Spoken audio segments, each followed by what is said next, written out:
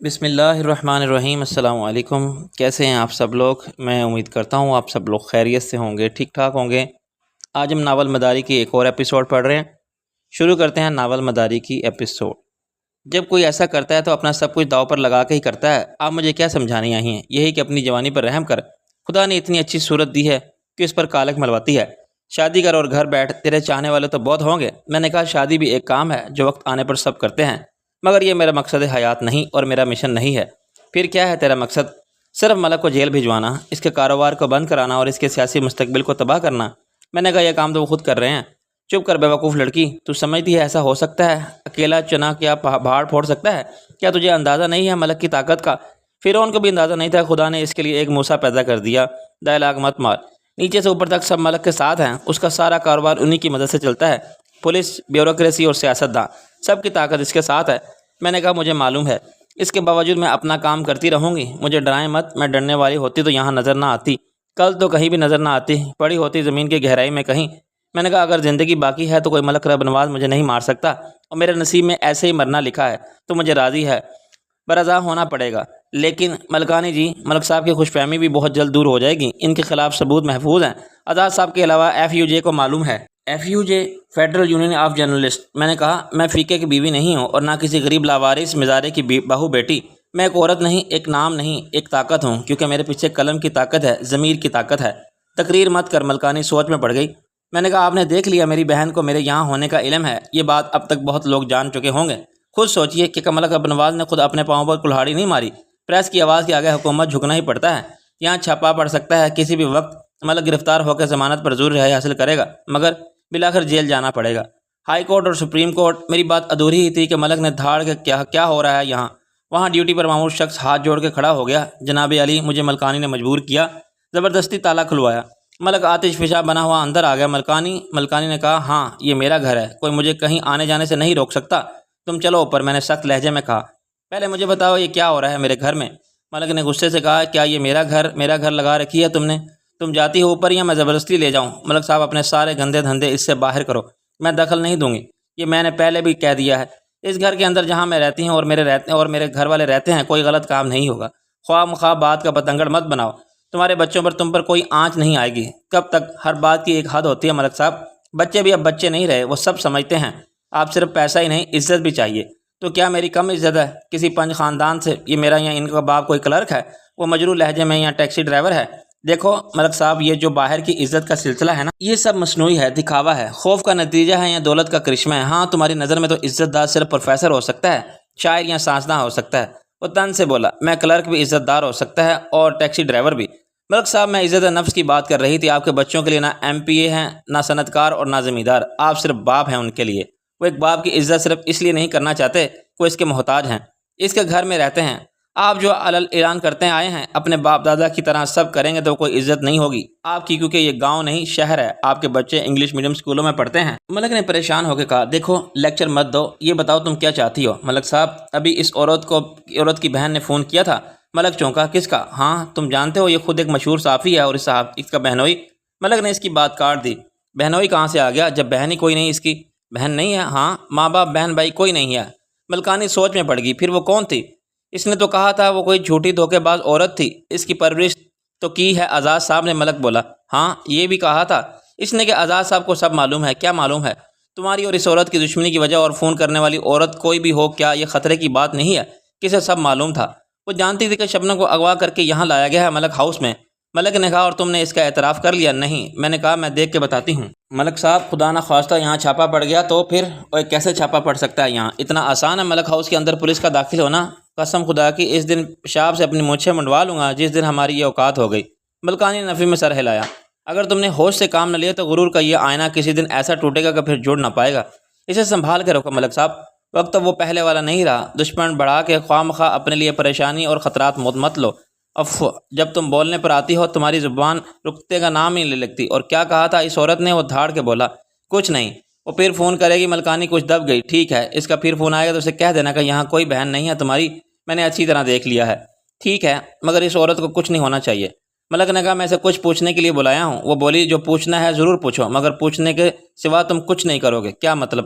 مطلب تم اچھی طرح سمجھتے ہو۔ میں نے اس سے وعدہ کیا ہے کہ اسے کچھ نہیں ہوگا تو اسے کچھ نہیں ہونا چاہیے، وہ مضبوط لہجے میں بولی۔ تم کون ہوتی ہو ضمانت دینے والی؟ اس گھر کی مالکن، تمہاری بیوی، تمہارے بچوں کی ماں، کیا میری اتنی حیثیت بھی نہیں ہے ملک صاحب؟ دیکھو، جو میں معلوم کرنا چاہتا ہوں اس پر میرے مستقبل کا انحصار ہے۔ یہ عورت صحافی نہیں، ایک بلیک میلر ہے، مجھے تباہ کرنے پر ٹل چکی ہے۔ اس سے شرافت کی زبان میں بات کر کے دیکھ چکا ہوں، الٹا نقصان ہوا ہے مجھے، میرے دشمنوں کے ساتھ مل گئی ہے۔ اگر اسے کچھ ہوا تو تم زیادہ مشکل میں پڑ جاؤ گے۔ یہ سوچو کہ اس کے ساتھی ہیں، صحافی، پریس تمہارا دشمن ہو گیا تو معاملات کو سنبھالنا مشکل ہو جائے گا تمہارے لیے۔ یہ کوئی عام عورت نہیں ہے، یہ ایک عورت ہے، اس لیے تم حمایت پر اتر آئی ہو؟ تم ڈرتی ہو؟ نہیں ملک صاحب، میں کسی عورت سے اس لیے نہیں ڈرتی کہ وہ مجھ سے زیادہ جوان اور خوبصورت ہے۔ ایسی عورتیں بہت آئیں اور گئیں، میں صرف آپ کو اپنے گھر کو محفوظ دیکھنا چاہتی ہوں۔ ملک نے اس کے کندھے پر تھپکی دی۔ کچھ نہیں ہوگا مجھے اور تمہارے گھر کو، اب پوچھ گچھ میں کوئی زیادتی نہیں کریں گے۔ اس کے ساتھ وہ خوشامد پر اتر آئی۔ بابا، ایسے کون زبان کھولتا ہے جب تک سختی نہ کی جائے؟ ملک صاحب پلیز میری خاطر، صرف اس لیے کہ میں نے اسے زبان دے دی ہے، آپ جیسے چاہیں پوچھ گچھ کریں، لیکن اس کی جان اور عزت محفوظ رہنی چاہیے۔ ملک نے سر ہلایا۔ ٹھیک ہے، اب تم جاؤ، یہاں اس کے پاس لالی رہے گی۔ ملکانی نے کہا، تفتیش کے دوران میں بھی اس کا مطلب ہے تمہیں مجھ پر اعتبار نہیں؟ وہ پھر بگڑ گیا۔ اگر آپ نے نیک نیتی سے وعدہ کیا تو لالی کی موجودگی سے کیا فرق پڑتا ہے؟ یہ پوچھ گچھ میں آپ کی ہر طرح سے مدد کر سکتی ہے۔ اوپر سے کسی بچے نے کہا، امی فون ہے آپ کا۔ کون ہے؟ ملک نے وہیں سے پوچھا۔ کوئی عورت ہے، کہتی ہے امی سے بات کرے گی۔ چلو اس سے کہو کہ یہاں کوئی شبنم نہیں ہے، کسی کو اٹھا کے نہیں لایا گیا، اور ملک صاحب ایسے کام نہیں کرتے۔ وہ ملک کے ساتھ جاتے جاتے بولی، لالی تم دروازے کو لاک کر دو، چابی اپنے پاس رکھو اور یہاں باہر بیٹھو۔ میرے لیے کیا حکم ہے ملک صاحب؟ محافظ نے پوچھا۔ تم جاؤ اپنا کام کرو، ملک نے بادل نخواستہ کہا۔ ان کی گفتگو کے دوران میں نے خاموش رہنا ہی بہتر سمجھا۔ اگر میں ملک کے خلاف بولنے لگتی، وہ مشتعل ہو کے بیوی کی بات ماننے سے بھی انکار کر دیتا۔ ملکانی نے مجھے جو ضمانت دی تھی وہ پکی ہو گئی تھی۔ اس نے بڑی ہوشیاری سے ملک سے اپنی بات منوا لی تھی۔ وہ بہت سمجھدار عورت تھی اور یہ جانتی تھی کہ ملک جیسے مرد کو نکیل کیسے ڈالی جاتی ہے۔ دروازہ پھر باہر سے بند ہو گیا اور میں اس کمرے میں ویرانی میں اپنے اندیشوں کے ساتھ آنے والے وقت کا انتظار کرتی رہی۔ وقتی طور پر میری امیدوں پر اوس پڑ گئی تھی۔ تم نے میرا سراغ لگانے کے لیے اندھیرے میں جو تیر چلایا تھا وہ نشانے پر نہیں لگا تھا، حالانکہ نشانہ ٹھیک تھا۔ وہ بڑی مایوسی کی بات تھی کہ ملکانی جھوٹ بول کے تمہیں گول مول کر دے گی۔ رات کے وقت ایک ملازم کھانا لے کر آیا تو لالی نے دروازہ کھول کے اندر رکھ دیا۔ میں نے اس سے بات کرنے کی ناکام کوشش کی۔ وہ بڑی عجیب چیز ہے، کسی ربوٹ کی طرح وہ جذبات سے آری ہے اور صرف حکم کی تعمیل کرتی جانتی ہے۔ عورت ہونے کے باوجود وہ عورت نہیں ہے۔ اس کے قد و قامت اور جسمانی ساخت میں نسوانیت، نزاکت کا کوئی وجود ہی نہیں۔ طاقت اور سخت جانی میں بہت زیادہ مرد اور اس کا مقابلہ نہیں کر سکتے، اور وہ قطعاً ایڈوانس پسند بھی، سیڈیٹرس اور شفاق ہے۔ میرا خیال ہے کہ لالی جنس تبدیل کا کیس ہے، اور اگر اس کا آپریشن ہوا تو وہ مکمل عورت مر سکتی ہے۔ رات 12 بجے ملک رب نواز پھر نمودار ہوا۔ اس پر نشہ غالب تھا۔ اس نے آتے ہی مجھ سے چھیڑ چھاڑ اور دور درازی کی کوشش کی، مگر وہ ایک حد میں رہا۔ میرے منہ پہ سماجت اور دھمکیوں کا اس پر کیا اثر ہوتا؟ وہ مسلسل ہم کلامی کرتا رہا اور مجھے بتاتا رہا کہ میرے ساتھ کیا ہوگا۔ اس دوران میں لالی خاموش کھڑی دیکھتی رہی۔ اس کی نظروں پر شوق تجسس سے اندازہ ہوتا تھا کہ وہ باز سے شکاری کے ایک کمزور چڑیا کے پھڑ پھڑانے کا تماشا دیکھ کے بہت مزے لے رہی ہے، اور شاید یہ چاہتی ہے کہ ملک اس کھیل کا وحشیانہ بربریت کی انتہا تک لے جائے۔ معلوم نہیں کیوں رب نواز نے ایسا نہیں کیا۔ کچھ دیر بعد اس نے ایک کرسی منگوائی اور میرے سامنے بیٹھ کے، دیکھو رپورٹر صاحبہ، اللہ نے تمہیں صورت اور خوبصورت جسم ہی نہیں دیا، عقل بھی دی ہے۔ اب دیکھو، تمہیں اندازہ ہو گیا ہوگا کہ یہاں تم کتنی بے بس اور کمزور ہو۔ اس کے باوجود تم محتاط ہو کیونکہ تم بھی ڈرتے ہو۔ میں کسی سے نہیں ڈرتا، وہ بگڑ کے بولا۔ تم آنے والے وقت سے ڈرتے ہو، تم ایک طاقتور مرد ہو، اس سے پہلے بھی بہت عورتوں کی آبرو کا غرور خاک میں ملا چکے ہو۔ اس نے کہا، آبرو کی بات تو کرتی ہے جو اس بے غیرت شخص شاہ عالم کی داشتہ تھی، کتیا کی طرح اس کے پیچھے دم ہلاتی پھرتی تھی اور دھتکارے جانے کے باوجود اسی سے۔ میں نے کہا، شاہ عالم سے میری محبت کو تم نہیں سمجھ سکتے، مجھے اس کا پتہ چاہیے۔ میں نے کہا، اس کا پتہ میرے پاس نہیں ہے، جھوٹ بولتی ہے تو۔ سارا زمانہ شاہ عالم کو چھوڑ سکتا ہے مگر تجھے کبھی نہیں چھوڑے گی، اس کے لیے تو سارے زمانے کو چھوڑ سکتی ہے۔ میں نے کہا، وہ لندن میں ہے اور میرا اس سے کوئی رابطہ نہیں ہے، اس نے کسی ماڈل سے شادی کر لی ہے وہاں، اب مجھے نفرت ہے اس کے نام سے۔ وہ بولا، وہ خبر ایک جھوٹ تھی، شاید خود شاہ عالم نے شائع کری ہوگی تیری مدد سے۔ میں سب معلوم کر چکا ہوں، اس نام کی وہاں کوئی ماڈل گرل نہیں ہے، وہ سارے زمانے کو دھوکہ دے سکتا ہے، مجھے نہیں۔ وہ چلانے لگا۔ میں نے کہا، تمہارے لیے اس کا سراغ لگانا مشکل نہیں ہونا چاہیے، برطانیہ میں تو پرائیویٹ سراغ رساں گزرے مرد اکھاڑ کے ان کے 7 پشتوں کا شجرہ نسب اور نام اعمال بتا دیتے ہیں۔ تم اخبارات سے اور خبر رساں ایجنسیوں سے خبر کا ذریعہ معلوم کر سکتے ہو۔ وہ کچھ سوچتا رہا۔ سب معلوم ہو جائے گا مجھے، وہ دنیا میں جہاں بھی ہوگا ایک دن ضرور پکڑا جائے گا۔ میں نے کہا، وہ ماضی کے سب رشتوں سے لاتعلق ہو گیا، اس نے سیاست کے ساتھ ہی سب کچھ چھوڑ دیا تھا، اپنی بیوی کو، اس ملک کو، اپنی دولت جائیداد کو۔ وہ ایک ضمیر بزدل اور بے غیرت آدمی تھا، وہ ہر قیمت پر زندہ رہنا چاہتا تھا، اور یہاں اس کی جان کے دشمن بہت تھے۔ اس نے میری پیٹھ میں خنجر گھونپا، میرے کاروبار کو چوپٹ کر دیا، میں ابھی تک سنبھل نہیں سکا ہوں۔ कम से कम 3 करोड़ खा गया है वो मेरे, मैं सब इसकी बीवी से वसूल करूँगा। मैंने कहा बीवी को इसने बहुत पहले तलाक दे दी थी, अब इसे शाह आलम के मामला से क्या। कुछ देर कमरे में टहलता रहा, फिर बोला, एक मूर्ति का सर है तेरे पास, इस नमक हराम जहन्नमी फीके ने दिया था तुझे। मैंने कहा हाँ, मगर अब नहीं है। तुम मुझसे सौदा करना चाहती थी इसका और मैं मुँह मांगी कीमत देने के लिए तैयार था।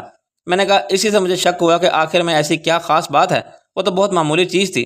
तुमने झूठ भी बोला था मुझसे कि वो एक मशहूर मुजस्समा साज ने बनाया था, एक नहीं कई झूठ बोले तुमने। बहुत झूठ सच को दफ़ा कर, मुझे वो सर चाहिए वरना मैं तेरा सर उतार के भेज दूंगा तेरे इस नाजायज़ बाप को, इसी अखबार के एडिटर को।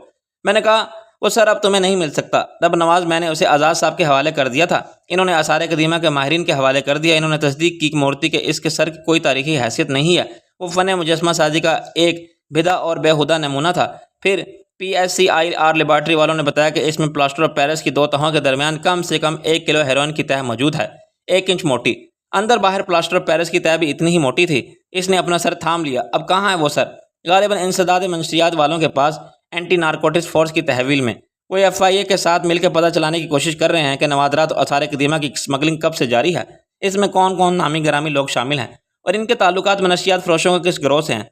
तेरा क्या ख्याल है सहाफ़ी की औलाद? वो मालूम कर लेंगे। मैंने नफ़ी में सर हिलाया, बहुत मुश्किल है, इसमें एक नहीं 2 तरह के माफिया मुलव्वस है और जाहिर है वो हर सतह पर तफ्तीश करवा सकते हैं। ब्यूरोक्रेसी और कानून नाफिज करने वाले सब इदारे इनके नमकख्वार हैं। ऊपर वाले सब नशही बेहतर तो बदअनवान रिश्वत खोरी में ही हैं। फिर तुम्हें क्या डर है? डर की बात नहीं, ये देखो कि तुम्हारी ज़ाती दखल अंदाजी से मेरा कितना नुकसान हो चुका है। बाकी सबसे मैं निमट लूँगा, तुम मेरे साथ पंगा मत लो। मेरी दुश्मनी तुम्हें बहुत महंगी पड़ेगी, तुम एक औरत हो। मैंने कहा मेरी दुश्मनी की वजह ज़ाती नहीं है, मगर दुश्मनी ज़ाती होगी ये तुम्हारे बस की बात नहीं। तुम एक ज़हीन औरत हो और ख़ूबसूरत भी, और ख़ुद भी ऐसे जियो और दूसरों को भी जीने दो। तुम्हारी शय ना मिलती तो इस हरामज़ादे फ़ीके की क्या मजाल थी कि वो मूर्ति का सर चोरी करके तुम्हारे पास जाता। मलक ने टहलते हुए कहा, ऐसे बीवी की मौत का बहुत सदमा था, वो बहुत मोहब्बत करता था उससे। वो एकदम पलटा, मगर उसे मैंने नहीं मरवाया था, मेरी बीवी के हुक्म पर ठिकाने लगाया गया था। इसे मलकानी ने कत्ल कराया था। इसे जो तुम्हारे सामने मुझे इखलाकियात पर लेक्चर दे रही थी, लेकिन इसकी आबरू को नीलाम करने वाले आप ही थे। पता नहीं इन 2 टके की औरतों में ये इज्जत और असमत का तस्वर कहाँ से आ जाता है। अपनी खूबसूरती की अच्छी कीमत ले चुकी थी वो मुझसे, और फ़ीका ये बात जानता था। बेगैरत ना होता तो खामोश क्यों रहता? कत्ल कर देता मुझे, यहाँ इसे अपनी बीवी को लेकर कहीं चला जाता। इसकी बीवी की एक बहन भी थी, सोनी नाम था इसका। पता नहीं कहाँ कहाँ ख्वार फिरी डाकुओं के हत्थे चढ़ गई थी। यहाँ आके इसने मुझसे फ़ायदा उठाया। इसे बेवकूफ़ बनाना कहीं कोई तो कोई, वो खुद बेवकूफ़। हम जैसे शौकीन मिजाज रईस अब हराम आबाद नहीं करते, मगर शौक तो ऐसे ही पूरे करते हैं। मलकानी भी समझती है कि ये सब ऐसे ही हैं जैसे आदमी बाहर होटल में खाना खा लेता है, हालांकि घर में इसे सब मिलता ही है, मगर इन बहनों का दिमाग ख़राब हो गया है। बड़ी की शादी फ़ीके से हो गई थी, छोटी को इसने पट्टी पढ़ाई कि मलक साहब को छोड़ो, दिल नवाज पर डोरे डाल और इससे शादी कर ले। यह नाकाबिले बर्दाश्त था मेरे लिए भी और मलकानी के लिए भी। मैंने कहा ये सब आप मुझे क्यों बता रहे हैं? वो बोला, इसलिए कि तुम फ़ीके और इसकी बीवी को मजलूम समझना छोड़ दो। ये इंतकाम का ड्रामा इसने तुम्हें मुतासिर करने के लिए किया था, असल वजह कुछ और थी। वो लालच में पड़ गया था। मैं जानता हूँ इस मूर्ति के सर को लेकर वो तुम्हारे पास क्यों गया था। इसको उम्मीद थी कि तुम इसे अच्छी कीमत दिलवा दोगी। वो खुद इसे बेचने जाता तो कहीं तो पकड़ा जाता। मुमकिन है इसने तुमसे 50-50 की बात की होगी। आप कुछ भी फ़र्ज कर सकते हैं, मगर ये सच नहीं। फिर सच क्या है? क्या तुम मुझे इतना बेवकूफ़ समझती हो कि मैं तुम्हारी सुनाई हुई हर कहानी पर आंख बंद कर यकीन कर लूँगा? वो गर्म हो गया। फ़ीके ने ही तुम्हें प्रोफेसर हाशिम रज़ा से मिलवाया था। इसने क्या ऑफ़र दी थी तुम्हें? इसने मेरे सिर्फ एक मुलाकात हुई थी और इसमें सौदे की कोई बात नहीं हुई थी। मैंने कहा वो कोई तयशुदा मुलाकात नहीं थी। वो चिल्लाने लगा, गालियाँ बकने लगा। मूर्ति का वो सर भी अभी तक किसी ने भी नहीं देखा, ना आसार कदीमा वालों ने, ना एंटी नारकोटिक्स वालों ने। ये होता है तो मुझे फ़ौरन मालूम हो जाता है। वो अभी तक तुम्हारे पास है, मैं जानता हूँ। आप गलत जानते हैं। इसने पलटकर मेरे मुंह पर एक थप्पड़ मारा। उल्लू का पट्ठा नहीं हूँ मैं। मुझे मालूम है कि फ़ीका इस बस में किसी के साथ सफ़र कर रहा था। वो सोनी के साथ कोयटा क्यों जा रहा था? इस मूर्ति के सर का सौदा करने। आपका ख्याल है इसके साथ मैं थी? हाँ, मुझे पता चला था कि एक लड़की थी तेरे जैसी, और वो जो तेरा ड्राइवर बना हुआ दाढ़ी वाला वो भी था। मैंने कहा ये झूठ आप तो तशद्दुद से बच कर नहीं कर सकते। बहुत लोगों ने देखा था तुझे बुरके के बावजूद, और शाह जी के होटल के एक वेटर ने भी पहचान लिया था, तो बस से नहीं उतरी थी। तेरा वो यार भी वहीं बैठा रहा था। तुमने बस में ही खाना खाया था, मगर जो वेटर खाना लाया था इसने बाद में बताया कि वो लड़की किसी अखबार में काम करती है। हम सब के फ़ोटो उतार लिए गए थे, मगर इसने छापे नहीं। मैंने बड़े एतमाद से झूठ बोला। मैंने अपनी ज़िंदगी में कभी कोयटा नहीं गई और ना किसी शाहजी के होटल पर। अच्छा चल छोड़, वो मूर्ति का सर अब कहाँ है? मैं बता चुकी हूँ। इसने चीख कर लाली से कहा, इस सहाबत की नाजायज़ औलाद को कपड़े उतार के उल्टा लटका दे। आज मैं इससे पूछ के ही रहूँगा। लाली ने रब नवाज के हुक्म की तामील की और रब नवाज के कहने पर बर्फ़ जैसा ठंडा पानी भी ले आई। ملک وہ پانی مجھ پر ڈالتا رہا، اس کے ساتھ وہ دوسری ناقابل بیاں حرکتیں بھی کرتا رہا۔ لالی نے اس کی پوری مدد کی۔ ملکانی نے مجھ سے صرف اتنا وعدہ کیا تھا کہ میری جان اور آبرو کو محفوظ رکھے۔ میں بتا چکی ہوں کہ لالی ایک اذیت پسندانہ مسخ شدہ شخصیت رکھتی تھی۔ اگر وہ زنانہ پولیس میں ہوتی تو ایک کامیاب SHO بنتی۔ ملک نے اسے حکم دیا، لالی اس سے 3 باتیں پوچھنی ہیں۔ ایک یہ کہ شاہ عالم کا پتہ کیا ہے، دوسری یہ کہ مورتی کا سر کہاں ہے، تیسری یہ کہ اس کا ساتھ دینے والے میرے دشمن کون ہیں۔ تو اسے لے جا اپنے کوارٹر میں۔ لالی نے پرہوس نظروں سے میری طرف دیکھا اور مردانہ آواز میں بولی، آپ جاؤ جناب علی، یہ کام مجھ پر چھوڑ دو۔ میں نے چلا کے کہا، ملک صاحب اپنے پیروں پر خود کلہاڑی مت مارو، مجھ پر تشدد کی بہت بھاری قیمت چکانی پڑے گی تمہیں۔ ملک نے میرے منہ پر تھوک دیا، بھونکنا بند کر، کس پر ناز کرتی ہے تو؟ اپنے رپورٹر ہونے پر؟ جوتے کی نوک پر رکھتا ہوں میں پریس کو، بہت سے صحافی کتے کی طرح تم ہلاتے پھرتے ہیں میرے پیچھے۔ میں نے کہا، پریس کے ساتھ کسی نے ٹکر نہیں لی آج تک، بڑے بڑے ڈکٹیکٹروں کا تختہ الٹ گیا۔ تو نے اخبار کی نوکری چھوڑ دی ہے۔ وہ میرے قریب آ کے مجھ سے چھیڑ چھاڑ کرنے لگا، اب کہاں رہتی ہے تو بول، کس کے ساتھ سوتی ہے ہر روز؟ میرے ہاتھ کمر کے پیچھے بندھے ہوئے تھے، ورنہ میں اس کا منہ نوچ لیتی۔ میرے جسم کا سارا خون نیچے آ گیا تھا، میرا سر پھٹنے کو تھا اور یوں لگتا تھا جیسے خون میری آنکھوں سے، کانوں سے اور ناک سے پھوٹ کر بہنے لگے گا۔ بالآخر لالی نے مجھے اتارا اور عقبی حصے کے ایک سرونٹ کو کوارٹر میں لے گئی، جہاں لالی نے میرے ساتھ کیا کیا یہ بڑی لمبی اور شرمناک تفصیل ہے۔ وہ رات بھر میرے جسم کو ایسے بے آبرو کرتی رہی کہ تشدد ثابت نہ ہو۔ کئی بار میں بے ہوش ہو گئی، اس نے تو مجھے ہوش میں آنے کی مہلت دی۔ اس لیوزات کا جسمانی مقابلہ میرے بس کی بات ہی نہیں تھی۔ مجھے اس وقت سونی کی بہت یاد آئی۔ میری جگہ وہ ہوتی تو اس کے جسم کی 242 ہڈیوں کو توڑ کے 480 کر دیتی، اور اس وقت میں نے یہ بھی سوچا تھا کہ اب میں سونی سے مارشل آرٹ کی ٹریننگ لوں گی۔ صبح تک لالی نے مجھ پر تشدد کے ایسے حربے آزمائے جن کا مظاہرہ میں نے صرف ایک بار تھانے میں دیکھا تھا۔ میں اس کے بارے میں سنا بہت تھا۔ لالی کے لیے یہ بڑا پرلطف کھیل تھا۔ میں صبح تک مرنے کے قریب ہو گئی تھی، مگر میں نے اسے کچھ نہیں بتایا۔ میری ساری ہڈیاں سلامت تھیں اور میرے جسم پر کوئی زخم کا نشان نہیں تھا۔ ملک ایویں میں کوئی شک نہیں کہ میری مزاحمت کمزور پڑتی جا رہی تھی۔ اگر یہ سلسلہ کچھ دیر اور جاری رہتا تو شاید میں سب بتا دیتی۔ میں ہر طرف سے مایوس ہو گئی تھی۔ ملکانی کے جھوٹ نے میری ساری امیدوں پر پانی پھیر دیا تھا۔ ملک کا اس پر چھاپے کا اب کوئی امکان نہیں تھا۔ اذیت اور ذلت کی انتہا کے بعد میں سوچنے لگی کہ مجھے مر جانا چاہیے، لیکن مانگنے سے موت بھی کہاں ملتی ہے۔ یہ ہو سکتا ہے کہ موقع ملنے پر میں اپنی جان خود لے کر اس عذاب سے چھٹکارا پا لوں۔ کوئی خنجر یا بلیڈ مل جائے تو میں اپنی کلائی کاٹ لوں، DDP لی لوں، جس کا اسپرے لالی نے کچن میں کیا تھا۔ وہاں سے بڑے بڑے کاکروچ نکل کے بھاگے تو لالی نے انہیں بڑی مہارت سے ایک ہتھیلی پر جمع کر لیا، پھر اس نے مجھے ایک بوری میں ڈال کے وہ ہتھیلی اندر الٹ دی اور بوری کا منہ بند کر دیا۔ کاکروچ میرے سارے بدن پر چڑھ گئے۔ مجھے اس مخلوق سے بہت ڈر لگتا تھا، اتنا کہ میں پاگل کتے اور سانپ بچھو سے نہیں ڈرتی تھی۔ یہ بھی ایک نفسیاتی مسئلہ ہی ہے۔ گٹر اور فلیش لائن میں رہنے والے اس مکروہ جانور نے جب میرے جسم پر رینگنا شروع کیا تو دہشت اور کراہیت سے میرا جسم سرد پڑ گیا اور مجھے الٹیاں آئیں۔ میرا جسم اپنی ہی غلاظت میں بھر گیا۔ میں بوری سمیت ادھر سے ادھر لڑکتی پھری اور اندر ہی اندر چیخ چیخ کے بالآخر بے ہوش ہو گئی۔ لالی نے مجھے یہ بھی بتایا تھا کہ لال بے کے بعد وہ مجھ پر چھپکلی اور چوہے چھوڑے گی۔ اس کے بعد جب میں ہوش میں آئی تو صورتحال بدل چکی تھی۔ میں پورے کپڑے میں پہنے آرام سے بستر میں لیٹی ہوئی تھی اور میرے قریب ملکانی بیٹھی تھی۔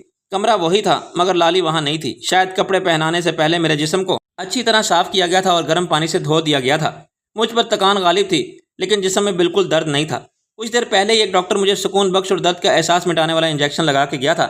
ملکانی رو رہی تھی۔ میں یہ سمجھی کہ شاید اسے میری حالت دیکھ کے رونا آ رہا ہے۔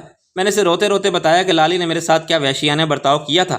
میں نے کہا، اس سے تو بہتر ہے آپ مجھے کتوں کے سامنے ڈال دیتے، وہ ایک بار ہی مجھے چیر پھاڑ کے کھا جائیں گے۔ اس آدم خور عورت سے 50 بچا لیں مجھے۔ اس نے مجھے تسلی دی، فکر مت کرو، اب کچھ نہیں ہوگا، بہت جلد تم کو چھوڑ دیا جائے گا۔ میں نے حیرانی سے کہا، کیا ملک رب نواز کا ارادہ بدل گیا ہے؟ میں نے تو ابھی تک اسے کچھ نہیں بتایا۔ ملکانی پھوٹ پھوٹ کے رونے لگی۔ وہ میرے بیٹے کو لے گئے ہیں، پتہ نہیں اس کے ساتھ کیا سلوک کریں گے۔ میں نے کہا، کون؟ کس کی بات کر رہی ہو آپ؟ اب کون لے گا آپ کے بیٹے کو؟ وہ حرام زادی سونی لے گئی ہے اسے۔ میں چہرے سے خوشی کے تاثرات کو چھپا نہ سکی۔ وہ آئی تھی؟ ہاں آئی تھی، اپنے اس یار کے ساتھ جسے وہ شوفر اور باڈی گارڈ کہتی ہے۔ گن پوائنٹ پر دل نواز کو لے گئی ہماری ہی گاڑی میں۔ مسرت سے میرے جسم کا رواں رواں سرشار ہو گیا۔ اچھا کب؟ آج صبح فجر کے وقت۔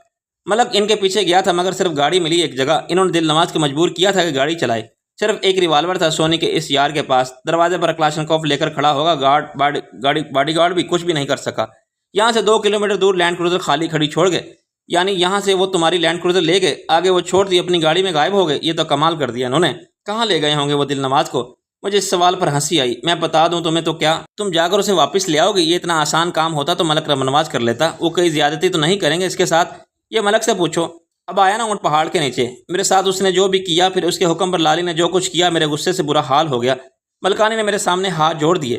میں معافی مانگتی ہوں تم سے، میں نے پوری کوشش کی تھی تمہیں بچانے کی۔ یہ ٹھیک ہے ملکانی کہ تمہاری وجہ سے میری عزت بچ گئی، جو ایک عورت کی سب سے بڑی کمزوری بن جاتی ہے، اور میں لہو لہان نظر نہیں آ رہی تھی، لیکن یہ جو وحشی درندہ پال رکھا ہے تم نے لالی کے روپ میں، اسے میں معاف نہیں کر سکتی۔ وہ بولی اس کا قصور صرف یہ ہے کہ وہ انتہائی وفادار ہے، تو میرے ساتھ ہوگی تو وہی کرے گی جو تم کہو گی۔ اس کا جرم ایسا نہیں کہ اسے رعایت دی جائے، مگر اس کے نزدیک یہ جرم نہیں۔ میں نے ناراضگی سے کہا ملکانی تم پڑھی لکھی عورت ہو، بلا وجہ اس کا وکالت مت کرو۔ تمہارے یا میرے حکم پر کوئی قتل کر دے تو کیا اسے پھانسی نہیں ہوگی؟ اس کے جرم کو وفاداری سمجھا جائے گا؟ اس کا وجود ہی عام آدمی کے لیے خطرناک ہے، اسے جیل یا پاگل خانے کی سلاخوں کو پیچھے ہونا چاہیے۔ تم نے پہلے دیکھا ہے اسے، وہ انتہائی بے ضرر اور معصوم ہے۔ میں نے تلخی سے کہا معصوم کتا بھی بڑا وفادار سمجھا جاتا ہے، مگر جو شکاری کتا اپنے مالک کے ایک اشارے پر خونی درندہ بن جائے اور شکار کو چیر پھاڑ کے رکھتے، اسے پٹا ڈال کے رکھا جاتا ہے، اور وہ کسی کو کاٹ لے تو ذمہ دار مالک ہوتا ہے۔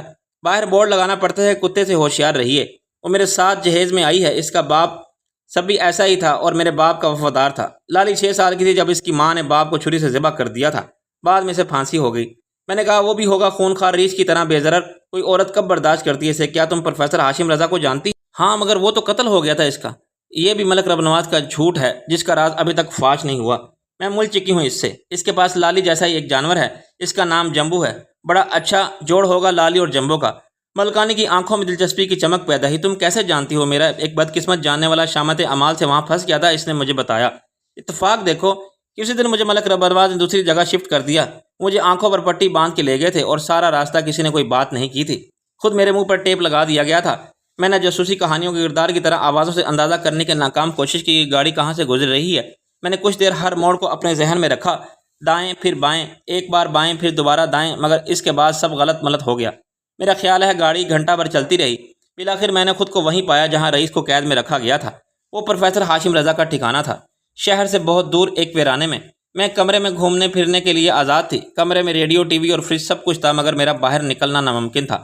کھڑکیوں میں باہر کی طرف مضبوط فولادی گرل تھی، دروازہ مقفل رہنا تھا اور پہرے داری میں جمبو مامور تھا۔ جب میں نے اسے پہلی بار دیکھا تو میں واقع دہل گئی۔ وہ ایک خوں آشام وحشی جانور تھا۔ اس کا قد 6 فٹ سے کم نہ تھا اور اس کا وزن بھی 300-400 پاؤنڈ سے زیادہ ہی ہوگا۔ اس کے بازو ریچھ جیسے تھے اور سارے جسم پر ریچھ کی طرح بال ہی بال تھے۔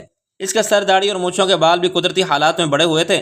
اگر اس کی شیو اور حجامت کرائی جاتی تو اسے مناسب کپڑے پہننے کو دیے جاتے تو وہ شاید انسان لگتا، مگر جانتے بوجھتے اسے صرف ایک نکر میں رکھا جاتا تھا، چنانچہ وہ زیادہ خوفناک لگتا تھا۔ وہ دروازہ کھول کے اندر آیا اور کھانے کے ٹرے رکھ کے چلا گیا۔ میں سمٹ کر ایک کونے میں کھڑی ہو گئی تھی، مگر اس نے مجھے دیکھا تک نہیں۔ رات کے وقت وہ پھر آیا تو اس کے ساتھ شفاف سر والا پروفیسر ہاشم رضا بھی آ گیا۔ اس نے انتہائی شائستہ اور مہذب انداز میں بات کی۔ آئی ایم سوری مس شبنم کہ ہماری ملاقات انتہائی ناخوشگوار حالت میں ہو رہی ہے، لیکن مجھے امید ہے کہ ہم پھر ملیں گے۔ آپ کو کسی قسم کی تکلیف تو نہیں ہے یہاں؟ میں نے تلخی سے کہا جی نہیں، مجھے تو اتنا آرام ہے کہ جی چاہتا ہے باقی زندگی اسی قید خانے میں گزار دوں۔ مجھے امید ہے بہت جلد آپ واپس جا سکیں گے۔ وہ ہاتھ مل کے بولا۔ میں نے کہا کیا رب نواز کے معاملات طے ہو گئے ہیں؟ ہو جائیں گے، کچھ پتہ نہیں چلتا کہ انہوں نے دل نواز کہاں قید کر رکھا ہے۔ رب نواز پوری کوشش کر رہا ہے، اس کی کوشش کبھی کامیاب نہیں ہوگی جب تک فرشتے اس کی مدد کے لیے نہ آنے۔ رب نواز سے کہو اپنی عقل کے گھوڑے نہ دوڑائے۔ مجھے دیکھتا رہا مس شبنم، آپ کے ساتھی خاصے پروفیشنل لوگ ہیں ہماری طرح۔ میں نے کہا تم وہی ہو نا پروفیسر ہاشم رضا؟ ہاں یہی نام تھا میرا۔ وہ بہت آہستہ آہستہ سے بات کرتا تھا۔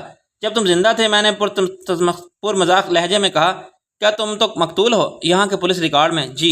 اس نے کہا شاہ عالم کی طرح، مگر وہ تو زندہ ہے اور لندن میں۔ میں نے کہا میرا مطلب ہے اسے بھی تو مقتول بنا دیا گیا تھا، اب میں بھی لندن میں ہوں، وہاں انشاءاللہ کسی نہ کسی دن شاہ عالم سے ملاقات ہوگی۔ میرے دوست بہت ہیں وہاں، انہوں نے کوشش کی تھی اس ماڈل کا پتہ چلانے کی جس کے ساتھ شاہ عالم کی شادی کی خبر شائع ہوئی تھی، لیکن وہاں اس نام کی ایک ہی ماڈل ہے اور وہ سخت برہم تھی اس خبر کی اشاعت پر۔ اس لیے لندن کے اخبار کو لیگل نوٹس بھی بھیجا تھا، مگر اخبار نے معافی مانگ کے جان چھوڑائی۔ پاکستان کے اخباروں کو ایسے پتہ ہی نہیں۔ ویسے بھی اس خبر کی اشاعت کے 2 ماہ بعد اس کا قتل ہو گیا تھا۔ یہ میرے لیے خبر ہے کہ کیا اس کے قتل سے شاہ عالم کا کوئی تعلق ہے؟ اس نے کندھے ہلا کے لا علمی کا اظہار کیا۔ ہوتا تو پولیس ضرور پتہ چلا لیتی۔ اسکاٹ لینڈ یارڈ والے ہر امکان کو پیش نظر رکھتے ہیں۔ کیا انہوں نے شاہ عالم کا سراغ نہیں لگایا ہوگا؟ میں کیا کہہ سکتا ہوں؟ میں نے شاہ عالم کی اس ماڈل سے شادی کی خبر کے غلط ثابت ہونے کے بعد اس معاملے کی کوئی دلچسپی نہیں لی تھی، لیکن اسکاٹ لینڈ یارڈ والوں کے پاس شاہ عالم کا پتہ ضرور ہوگا، وہ اس سے ضرور ملے ہوں گے۔ میں نے کہا نا اس کیس میں میری معلومات اتنی ہی جتنی آپ کی۔ وہ ٹالنے کے انداز میں بولا مجھے شاہ عالم سے کوئی دلچسپی نہیں، رب نواز کو ہے۔ میں نے کہا ہوگی، لیکن مس شبنم کیا یہ بات کچھ عجیب نہیں؟ کیا آپ شاہ عالم کے بارے میں مجھ سے پوچھ رہی ہیں؟ اس میں کیا عجیب ہے؟ شاہ عالم کے جتنے قریب آپ تھیں کوئی اور نہیں تھا، اس کی بیوی بھی نہیں، وہ بولا، اور اب آپ اتنی بے خبر ہیں میں اسے بھلا چکی ہوں۔ کیا واقعی؟ وہ معنی خیز انداز میں بولا۔ آپ یقین کرنا چاہیں تو آپ کی مرضی، آپ کی بڑی شہرت کہ آپ بال کی کھال نکالتے ہیں اور گڑے مردے اکھاڑ کے انہیں پریس کانفرنس میں پیش کر سکتی ہیں۔ پھر کیا وجہ تھی کہ آپ نے شاہ عالم سے اچانک غائب ہو جانے کے معاملے میں خاموشی اختیار کی؟ وہ میرا ذاتی معاملہ ہے۔ آئی سی، شاہ عالم چاہتا ہے کہ اس سے عزت اور گمنامی کی زندگی گزارنے دی جائے۔ آپ نے روپوشی میں اس کی مدد کی۔ آپ تو پولیس کی طرح تفتیش کر رہے ہیں؟ میں نے کہا ہرگز نہیں، ہم صرف باتیں کر رہے ہیں۔ وہ بولا ایک دوسرے کو جانتے اور سمجھنے کے لیے۔ کیا یہ ضروری ہے کہ ہم ایک دوسرے کو جانیں اور سمجھیں؟ ایک صحافی میں تجسس اور تفتیش کے جراثیم کبھی نہیں مرتے۔ آپ نے واقعی اس بے وفا اسے اپنا جذباتی رشتہ توڑ لیا ہوگا جس نے کبھی آپ کی قدر نہیں کی تھی۔ اور دیکھیے لندن جا کے اس نے کیسی لڑکی سے شادی کر لی، یہاں بیوی کو طلاق دے دیا گیا تھا، اس کی جگہ آپ کو ساتھ لے کر جا سکتا تھا۔ میں نے کہا مسٹر ہاشم رضا کوئی اور بات کیجیے۔ وہ بولا اچھا میرے کیس میں آپ نے کوئی کام نہیں کیا؟ کیسا کام؟ آپ کو معلوم ہو گیا تھا کہ میں مقتول ہونے کے باوجود زندہ ہوں اور لندن میں ہوں، لیکن آپ نے اس کیس کی تفصیلات جاننے کی کوشش نہیں کی۔ بس مجھے فرصت نہیں ملی۔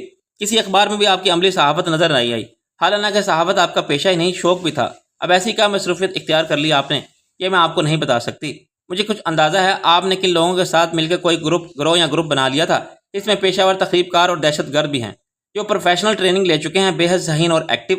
میں نے کہا کون سی تقریبی کارروائیاں دہشت گردی ہے پروفیسر صاحب؟ یہ جو آپ کے ساتھی رب نواز کے بیٹے کو لے گئے ہیں یہ خالص دہشت گردوں والا اسٹائل ہے۔ جدید ترین اسلحہ بھی ہے آپ لوگوں کے پاس اور مارشل آرٹ بھی جانتے ہیں سب لوگ۔ اغراض و مقصد کہاں ہے؟ آخر آپ کے شہرت دولت یا صرف طاقت؟ ویسے ایک سلسلہ ہے دوسرے سے ملتا ہے۔ میں نے کہا فرض کرے کہ ایسا ہے تو میں اپنے ساتھیوں کے بارے میں آپ کو بتا کر غداری کے مرتکب کیسے ہو سکتی ہوں؟ دیکھیے اغراض و مقاصد تو وقت آنے پر سب کے سامنے آ جائیں گے۔ یہ کوئی وطن کے جانثاروں، قانون پرست اور ترقی پسند پاکستانی جیالوں کو گریولا تنظیم ہے، اس نے مذاق اڑانے والے انداز میں کہا، جو وطن دشمنوں، لاقانونیت کے علم برداروں اور سماجی فرعونوں کے خلاف جہاد فی سبیل اللہ کرے گی۔ میں نے کہا اچھا منشور دیا ہے آپ نے سوچنے کے لیے، اگر ایسی کوئی تنظیم بنی تو کیا ہم آپ سے تعاون کریں گے پروفیسر صاحب؟ وہ ہنسنے لگا۔ ہم اور آپ مخالف کیمپ کے لوگ ہیں، ایک پلیٹ فارم پر کیسے اکٹھے ہو سکتے ہیں؟ اچھا اب آپ آرام کریں۔ میں نے کہا پروفیسر آخر تم جیسے تعلیم یافتہ اور سنجیدہ آدمی کو ایسے مقتول ہونے کی کیا ضرورت ہے؟ وہ جاتے جاتے رک گیا۔ ضرورت پڑ جاتی ہے مس شبنم، آخر شاہ عالم کو بھی تو ضرورت پڑی تھی مگر وہ مقتول بھی نہ رہ سکا، اسے لوٹ کے زندہ انسانوں کی دنیا میں آنا پڑا۔ ممکن ہے وہ پھر مر جائے، رب نواز یہی چاہتا ہے اور تم اس کے ساتھ ہو، پھر شاہ عالم کیسے بچ سکتا ہے؟ میں نے کہا حیرت ہے کہ آپ اس پر تشویش بھی نہیں ہیں۔ اس نے جاتے ہوئے دروازہ بند کر دیا۔ میں سونے کی کوشش میں رات بھر جاگتی رہی، میرے اعصاب میرے قابو میں نہیں تھے۔ میں آنکھ بند کرتی تھی تو ایسا لگتا تھا جیسے لالی کے شفاف ہاتھ میرے جسم کی طرف بڑھ رہے ہیں۔ اس ویرانے میں آس پاس رات کے وقت گیدڑ چلا رہے تھے۔ مجھے احساس تھا کہ دروازے پر ایک خطرناک وحشی جانور جمبو بیٹھا ہے۔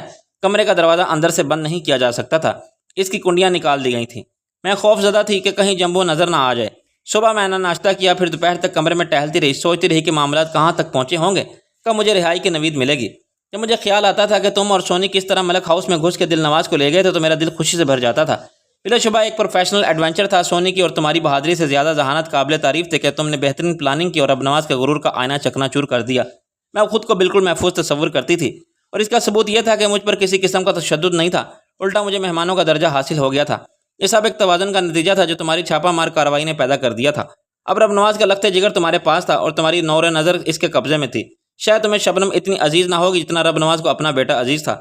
برا ماننے کی بات نہیں، جذبات کو کسی پیمانے سے نہیں دیکھا جا سکتا، مگر نوعیت کے اعتبار سے جوان اولاد کے لیے ماں باپ کے محبت کا مقابلہ اور کسی محبت سے نہیں کیا جا سکتا۔ چنانچہ کسی حد تک تمہارا پلڑا بھاری تھا۔ شام کو پروفیسر پھر آ کے بیٹھ گیا۔ اس نے مجھ سے بالکل میرے سائز کے نئے کپڑوں کا ایک جوڑا، کچھ میک اپ کا سامان اور ایک پرفیوم پیش کیا اور کہا کہ باتھ روم میں غسل کا بندوبست کر دیا گیا ہے۔ میں نے نہا دھو کے کپڑے بدلے اور واپس آئی تو ٹیبل پر چائے رکھی تھی۔ میں نے کہا کیا میرے ساتھ وہی وی آئی پی ٹریٹمنٹ کسی دو طرفہ معاہدے کا نتیجہ ہے؟ وہ ہنسا، آف کورس، تم کو سمجھ لینا چاہیے دشمنوں کے درمیان جنگی قیدیوں کے مسئلے پر مذاکرات جاری ہیں۔ میں نے کہا کوئی معاہدہ ہونے کی امید کب تک ہے؟ اس نے مایوسی کا اظہار کیا۔ دراصل دونوں طرف بد اعتمادی کا اور کوئی دوسرے فریق کو بالادستی حاصل کرنے کا موقع نہیں دینا چاہتا۔ پھر بھی یہ کافی نہیں ہے کہ تمہارے ساتھ اچھا سلوک ہو رہا ہے، کیونکہ بدلے میں دل نواز کے ساتھ اچھا سلوک ہوگا۔